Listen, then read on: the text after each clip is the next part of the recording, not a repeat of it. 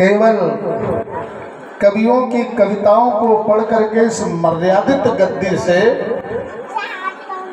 प्रमाण को प्रमाणित किया करते हैं। सुदामा जी को बताते हैं बहुत निर्धन है, गरीब है, भिखारी है, भिक्षा मांग करके भोजन करते हैं, आदि आदि तमाम वर्णन करते हैं। क्या ऐसा सत्य है? असंभव। जिस दिन ब्राह्मण भिखारी हो जाएगा उस दिन ये धरा धस जाएगी, धरा पर कुछ रह नहीं जाएगा। सुदामा के लिए गरीब कहना, भिखारी कहना बहुत सोचनीय विषय है।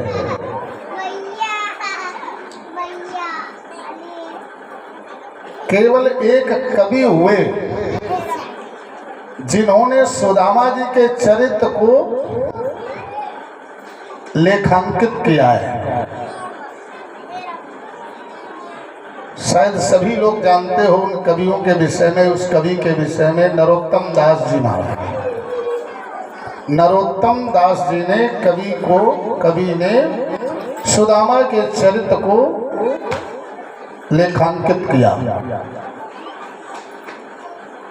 और विद्वान इस मर्यादित गद्दी से उसको प्रमाण प्रस्तुत करते हैं।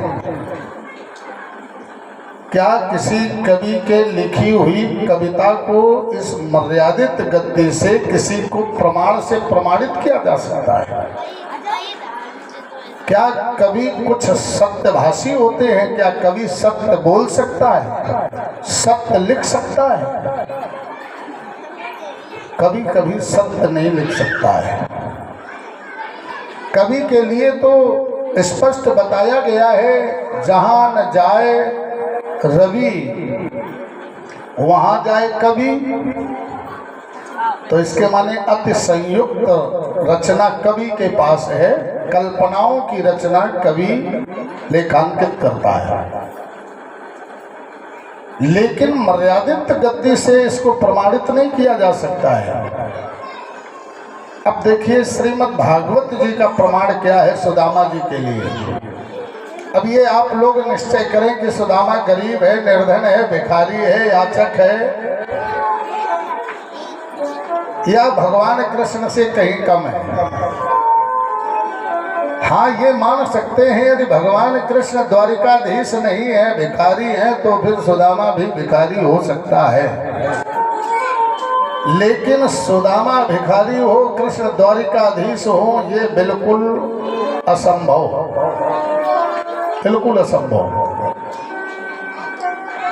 क्योंकि कृष्ण का जो सुदामा है वो है क्या?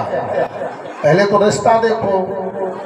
तो भागवत जी में व्यास भगवान ने एक श्लोक लिखा और मैं इस श्लोक को विशेष रूप से आप लोगों को दर्शन कराना चाहता हूँ। इसके बाद तो फिर चरित्र है, थोड़ा ध्यान दें। ये सुदामा है कौन? तो व्यास भगवान ने लिखा है भागवत जी ने, ये कृष्ण स्यासीत सखा कश्चिद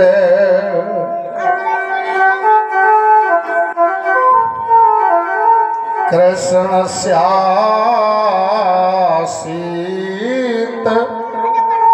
सखा कश्चिद ब्राह्मणो ब्रह्मवित्तमा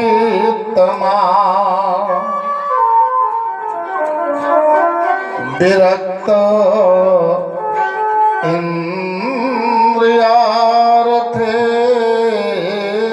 इंद्रियार्थेषु विप्रशान्तात्मा जितेन्द्रिया। व्यास भगवान ने लिखा है।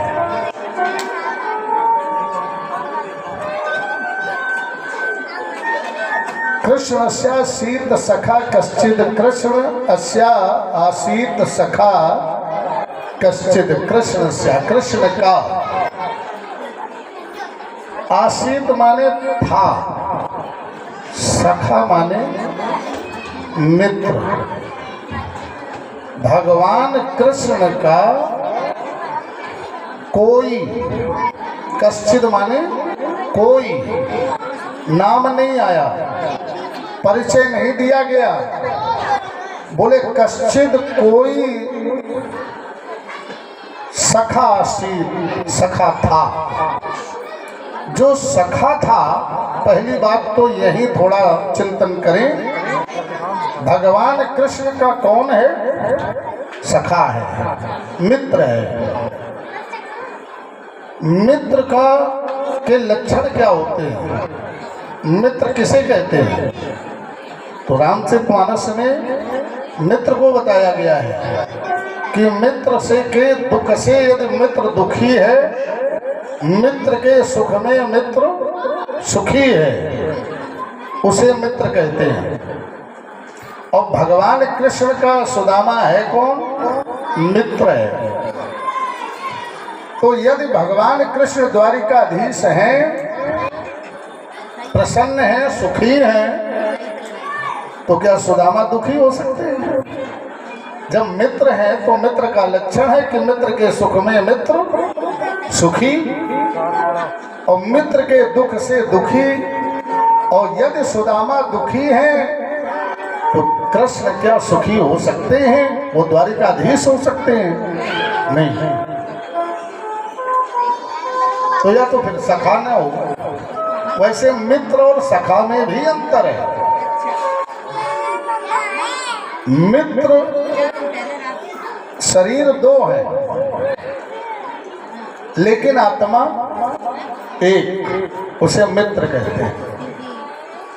सखा कहते हैं जिसकी समान ख्याति हो, जिसकी समान ख्याति हो, उसे कहते हैं सखेत।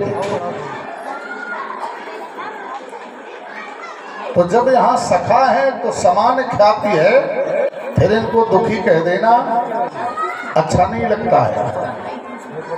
या तो सखा शब्द को कलंकित किया जाए। दूसरी भाषा कि जो कश्चिद है सखा, वो है कौन? कौन है? तो व्यास भगवान ने लिखा कि ब्राह्मणो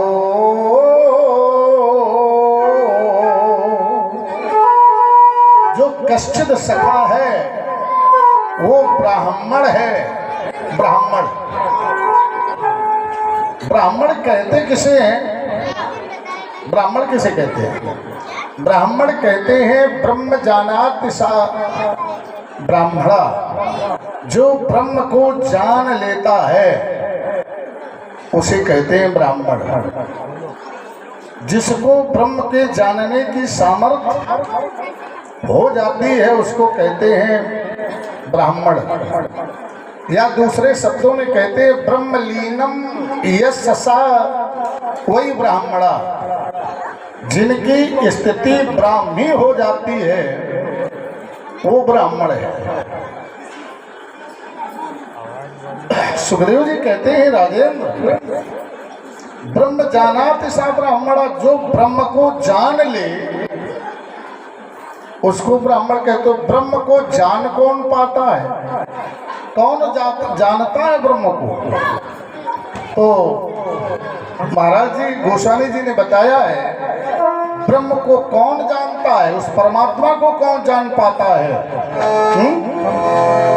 तो बताया जय जाने जय दे जनाई, जाने जय दे जनाई, जो जाने जय दे जनाई, जाने जय दे जनाई, सी जाने जय दे जनाई,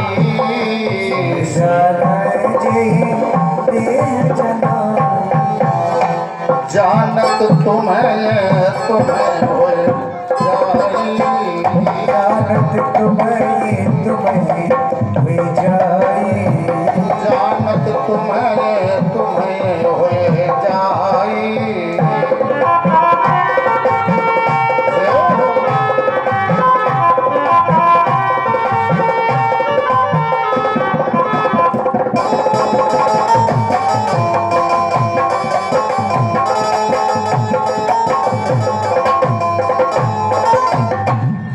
जे जाने सोई जाने। कौन? जे दे जनाई, जिस दे जनाई वो परमात्मा जिसको चाहता है,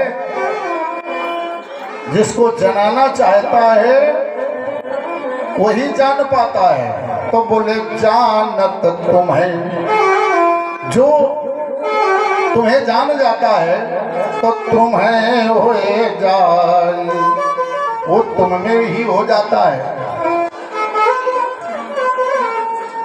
और ब्राह्मण ब्रह्म को जानने वाला होता है। तो जिसका ब्रह्म से संबंध हो, जो ब्रह्म को जाने, और ब्रह्म को जानता कौन है? कौन ब्रह्म को जानता है? जो संसार से भटक करके ब्रह्म की ओर उन्मुख होकर के चल देता है, जिसे संसार, जो व्यक्ति संसार को छोड़ता है वो ब्रह्म को जानता है, और जो ब्रह्म को जानता है उसका संसार छूट जाता है। और संसार में दुख सुख कहाँ है? इस संसार में इन विषयों में सुख दुख है।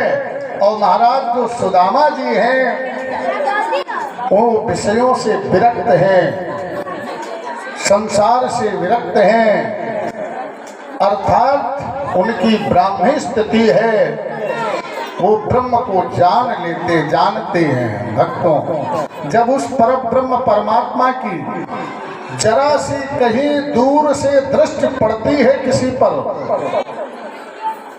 किसी पर दूर से दृष्टि पड़ जाती, दया की दृष्टि पड़ जाती है, तो धनवान हो जाता है।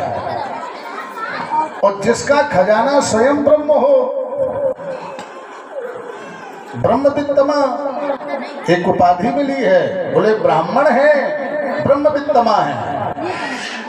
और ब्राह्मण के जीवन में दुख असंभव, चूंकि ब्राह्मण के कहते किसे, ब्राह्मण के खट कर्मी ब्राह्मण होता है, 6 कर्म होते हैं ब्राह्मण के।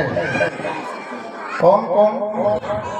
विद्या पढ़ना, विद्या पढ़ाना, यज्ञ करना, यज्ञ करवाना, दान लेना और दान देना। खट कर्म उच्चते सा वही ब्राह्मणा, जो 6 कर्मों में उच्च होता है उसे ब्राह्मण कहते हैं। ब्राह्मण के 9 गुण बताए गए, 9 गुण हैं ब्राह्मण के। कौन कौन? ऋजु, तपस्वी, संतोषी, क्षमा, अतृष्णा, जितेंद्री, दाता, ज्ञानी, दयालुश्च। ब्राह्मण नवग्र गुणा श्रेष्ठ, 9 गुणों से ब्राह्मण श्रेष्ठ होता है। और सुदामा जी ब्राह्मण हैं। ब्राह्मण का तीसरा गुण कौन है? तीसरा गुण ऋजु, तपस्वी, संतोषी। कल्पना करो, इनके जीवन में दुख कहाँ है, संकट कहाँ है? संतोषी है। संतोष किसे कहते हैं? जहाँ संतोष आ जाए, जहाँ संतोष हो जाए, उसके बाद किसी प्रकार का कोई दुख ही नहीं है। जब आवे संतोष धन, तो सब धन धूल समान। संतोष जिसके जीवन में आ जाए तो फिर उसके जीवन में कोई आवश्यकता नहीं है। और जब कोई आवश्यकता नहीं है तो आवश्यकता की जननी ही आविष्कार है। जब आवश्यकता होती है कोई वस्तु की तो व्यक्ति आविष्कार करता है, और आविष्कार करने में सुख दुख होते हैं। तो महाराज जीवन का संतोषी है, वहाँ कोई दुख की चर्चा ही नहीं है। ब्राह्मण के लक्षणों की तरफ जब हमारी दृष्टि जाती है तो ब्राह्मण के लक्षण हैं 10। क्षमा, दया, दमो, दानम। क्षमा, दया, दमो, दानम, ये ब्राह्मण के लक्षण हैं। मतघृणा विद्या विज्ञान मतिक्त भेदक ब्राह्मण दशम लक्षणा। ये 10 लक्षण है। 10 लक्षणों की बात छोड़ दो, हम केवल तीसरा गुण लिया, तीसरा ही लक्षण ले लो। क्षमा, दया, दमो। दमो किसे कहते हैं? दमो कहते हैं जो व्यक्ति अपनी 5 कर्मेंद्रियां, 5 ज्ञानेंद्रियां, एक मन, इन जो 11 का दमन कर लेता है वो होता है दमो। और इस शरीर में भोग कौन करता है? भोगता कौन है इस शरीर में? क्या इस शरीर में आत्मा का भोग है? गीता में भगवान ने कहा है आत्मा का भोग नहीं है, आत्मा निर्भोगी है। भोग है इस शरीर में इंद्रियों का भोग है। और जिस व्यक्ति ने अपनी इंद्रियों का दमन कर लिया हो, कर्मेंद्रियां, ज्ञानेंद्रियों को, मन को जिसने दमन कर लिया हो, दलित कर लिया हो, पद्दलित कर लिया हो, फिर जब इंद्रियां पद्दलित हैं, इंद्रियां का दमन है, तो फिर वहां इंद्रियों की आवश्यकता समाप्त है। और जब इंद्रियों की आवश्यकता समाप्त है तो किसी प्रकार की आविष्कार करने की भी आवश्यकता नहीं है। इंद्रियों से पूर्ण विरक्त हैं। बोले विरक्त इंद्रियार्थेषु, इंद्रियों से महाराज विरक्त हैं। प्रशांत आत्मा जितेंद्रिया, प्रशांत आत्मा। एक बड़ा सुंदर शब्द व्यास भगवान ने लिखा है, प्रशांत। देखिए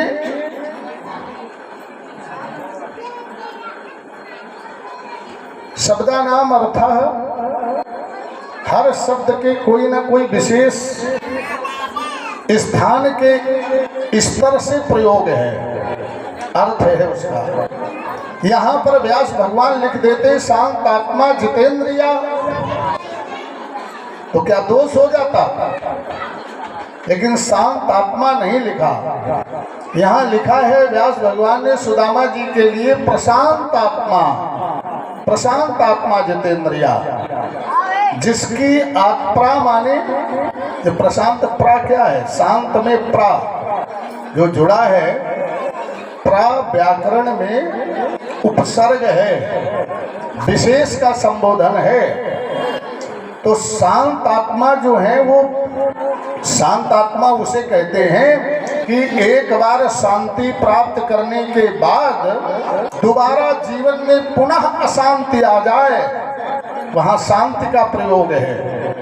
और यहाँ व्यास भगवान ने लिखा है प्रशांत आत्मा, जिनकी आत्मा प्रा माने विशेष प्रकार से शांत हो, ऐसे महाराज कृष्ण शासित सखा, भगवान के कोई अनन्य सखा हैं, मित्र हैं।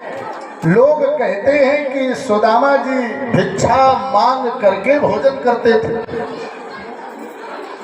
भिक्षा आज तक सुदामा जी ने भिक्षा मांगी ही नहीं, भिक्षा नहीं मांगी सुदामा जी ने। याचना शब्द सुदामा जी के जीवन में जुड़ा ही नहीं, कभी नहीं जुड़ा। तो फिर महाराज गृहस्थ आश्रम का, चूंकि गृहस्थी है तो गृहस्थ आश्रम का संचालन कैसे करते हैं? कैसे गृहस्थ आश्रम का संचालन करते हैं? कैसे गृहस्थी चलती है? पत्नी है, पुत्र है, परिवार है, सुदामा जी का गृहस्थ आश्रम में है। तो जब कहीं भिक्षा मांगते नहीं हैं तो महाराज जी विषय प्रश्न बनता है कि वो फिर अपने गृहस्थी का संचालन कैसे करते हैं, कैसे संचालन करते हैं। तो देखिए, यदि सुदामा जी भिक्षा मांगते होते, यदि सुदामा जी के जीवन में याचना शब्द होता, तो सुदामा जी की गृहस्थी में गरीबी ना आती, सुदामा जी कभी निर्धन ना होते। यदि सुदामा जी के जीवन में गरीबी आती, गृहस्थी दुखी है। भिखारी कभी भूखों नहीं मरता है, भिखारी कभी निर्धन नहीं होता है, केवल वो भीख मांगता दिखाई पड़ता है तुम्हें। भिखारी कभी भूखों नहीं मरता, एक घर नहीं देगा, दो घर नहीं देंगे, जब मांगना ही है तो कोई ना कोई तो दे ही देगा। लेकिन सुदामा जी के जीवन में कोई भी याचना शब्द प्रस्तुत ही नहीं हुआ, कोई नहीं प्रस्तुत हुआ। आज तक सुदामा जी ने याचना नहीं की, कभी याचना नहीं। बोले फिर गृहस्थी का संचालन, तो व्यास भगवान ने एक बड़ा सुंदर शब्द श्लोक में लिखा है। बोले यद्रक्षयो पपन्नेन,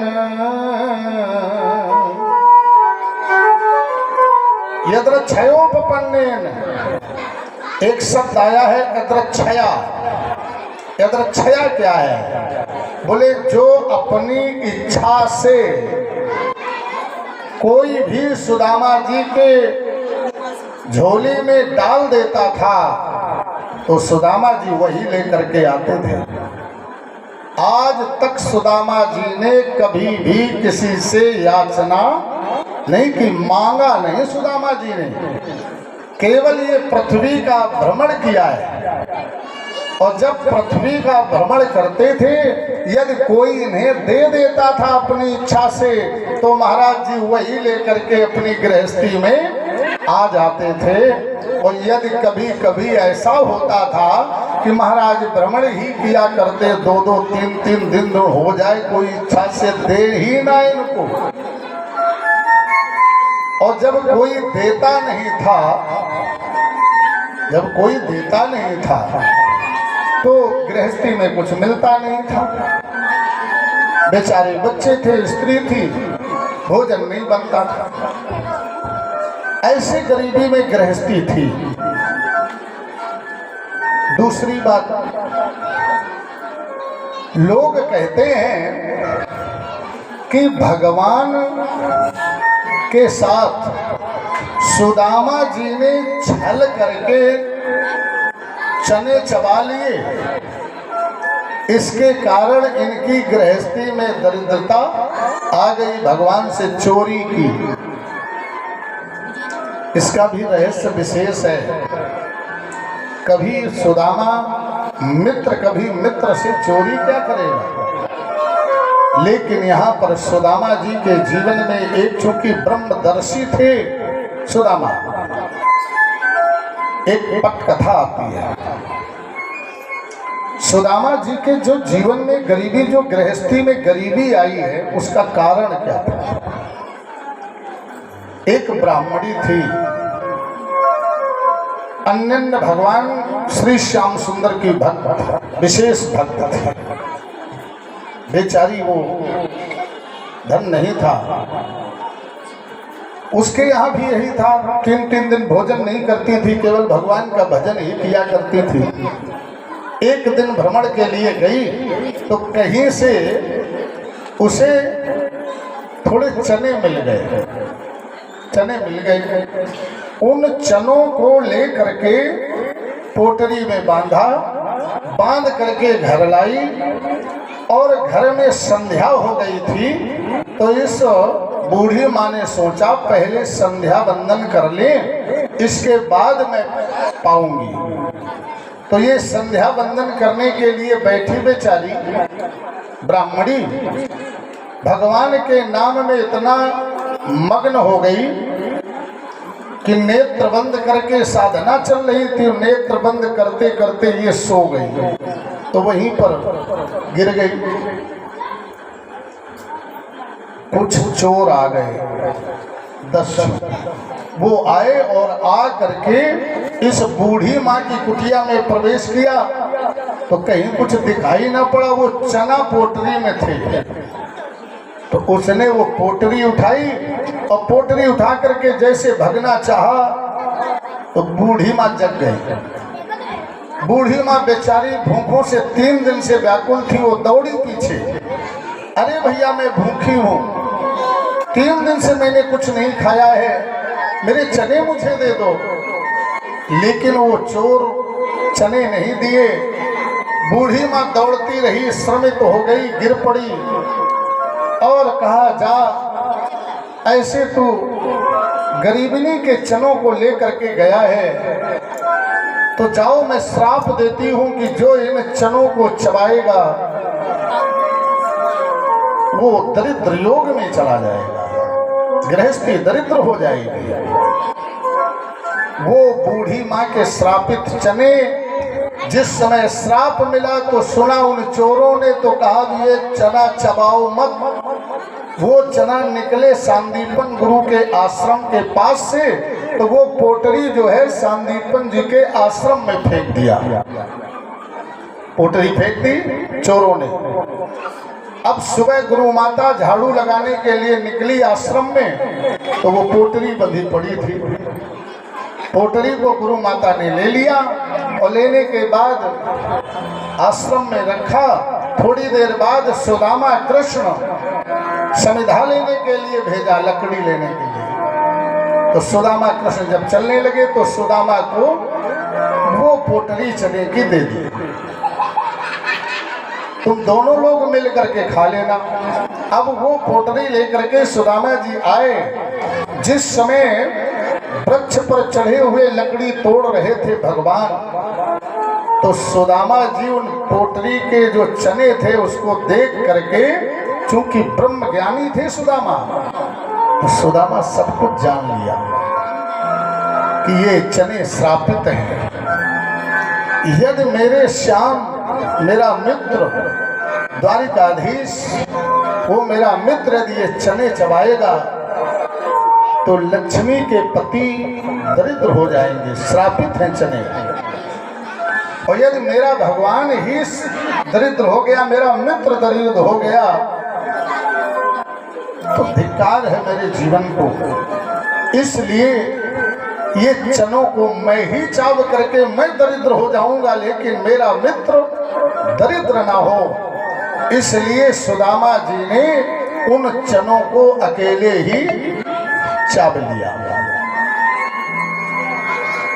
उस ब्राह्मणी का अभिशाप से अभिशापित आज सुदामा की गृहस्थी में दरिद्रता है। और भक्तों, परमात्मा से प्रार्थना करना, कभी किसी मंदिर में जाना, कभी किसी संत के समीप जाना, कभी कथा में जाना, बस एक प्रार्थना करना प्रभु से, एक ही प्रार्थना करना, प्रभु संसार के सारे दुख मुझे प्रदान कर दो, सारे दुख संसार के दे दो, लेकिन प्रभु जो